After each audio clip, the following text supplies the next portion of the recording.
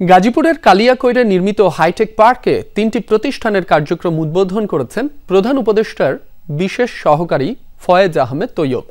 মঙ্গলবার সকালে smart hitech industry limited, heavens light private limited এবং বাংলা কার্সের কার্যক্রম উদ্বোধন করা হয়। এ সময় উপস্থিত বক্তারা বলেন, কালিয়াকৈর হাইটেক পার্ক এখন দেশের প্রযুক্তি ম্যানুফ্যাকচারিং খাতের কেন্দ্রবিন্দুতে পরিণত হয়েছে। কার্যক্রম উদ্বোধন হওয়া ৩টি প্রতিষ্ঠানের সম্মিলিত বিনিয়োগ ভবিষ্যতে দেশের প্রযুক্তি ইকোসিস্টেমে উৎপাদনশীলতার নতুন দিগন্ত উন্মোচন করবে বলেও আশা প্রকাশ করেন তারা।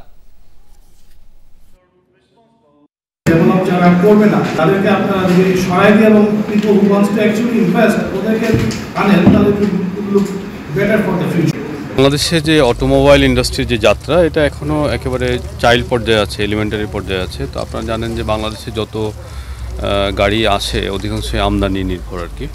তো এখন অটোমোবাইল ইন্ডাস্ট্রির একটা ট্রান্সফরমেশনের যাত্রা শুরু হয়েছে।